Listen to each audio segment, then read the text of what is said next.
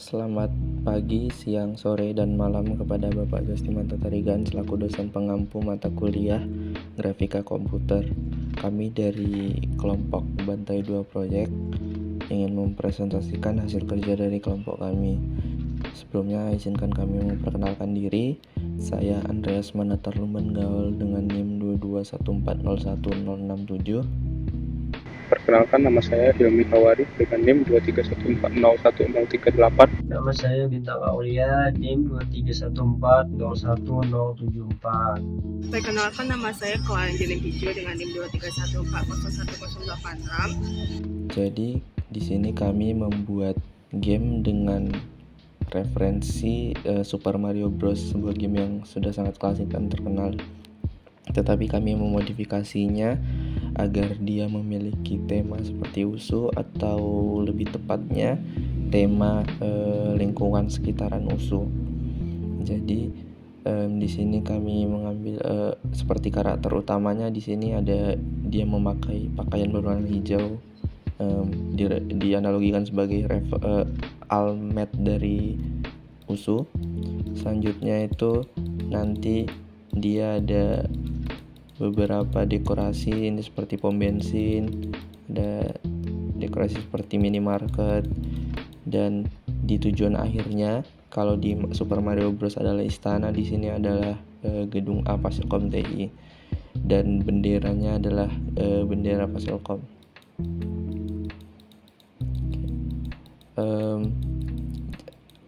Nanti di dalam gamenya ini karakter utamanya kami sebut dengan nama Hilmi, dan di sini nanti ada musuhnya, masih musuh yang sama dengan Mario, yaitu Goomba.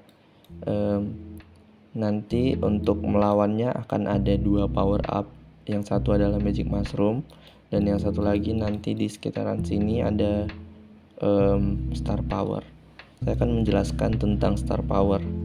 Nanti Star Power ini ketika Hilmi menyentuh Star Power atau mendapatkan Star Power, dia akan masuk ke dalam mode Invincible, dimana nanti ketika menyentuh Goomba dia tidak akan mati, tetapi malah Goombanya nanti yang akan mati.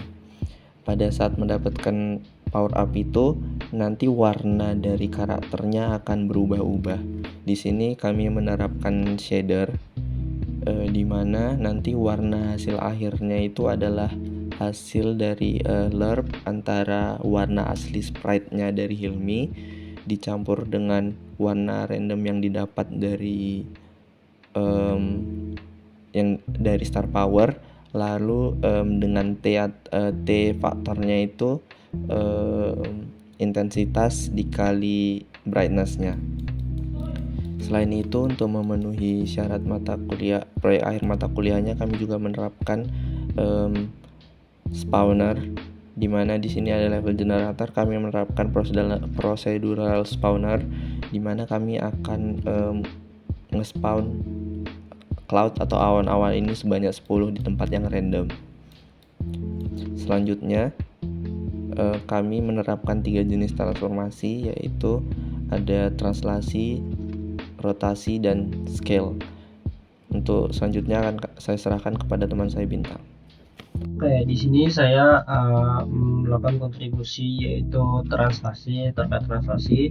Nah, untuk nggak cuma translasi aja sih, yaitu saya ada melakukan codingan di player movement-nya. Namun saya akan menjelaskan dulu untuk transformasi translasi, di mana translasi ini digunakan ketika si Mario-nya itu nanti yang pertama dia tuh bergerak agar menuju goals-nya.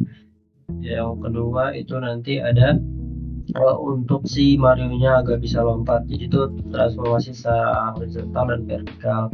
Nah, itu bisa dilihat di codingannya, ada di player movement dan lain-lain. Lalu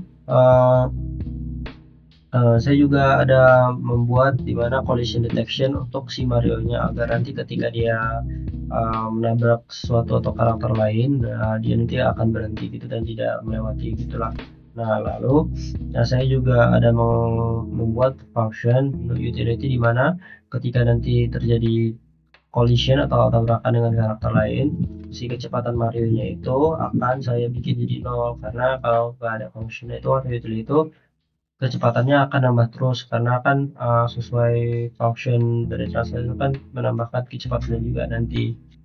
Makanya jadi kalau misalnya sudah saya buat itu sehingga nanti ketika si Mario-nya menabrak sesuatu kecepatannya jadi 0 sehingga nggak ada nanti percepatan atau perlambatan ketika nanti dia mau awal mau bergerak atau setelah mau bergerak dari tabrakan gitu, jadi nggak ngebug gitu lah intinya.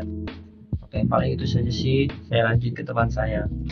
Di sini saya berkontribusi pada transformasi scaling.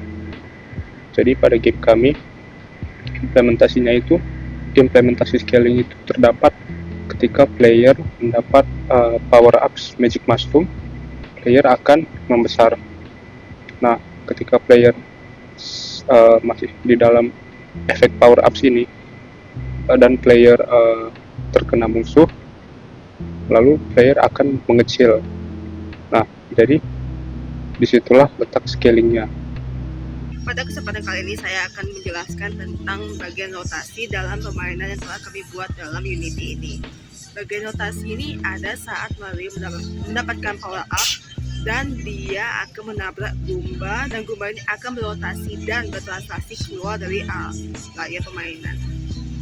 Jadi rotasi ini akan berarah searah jarum jam, kemudian Goomba ini akan bertransaksi ke kanan dan ke bawah keluar dari layar game. Sekian dari presentasi kami. Jika ada kesalahan kata, kami meminta maaf. Kami ucapkan terima kasih.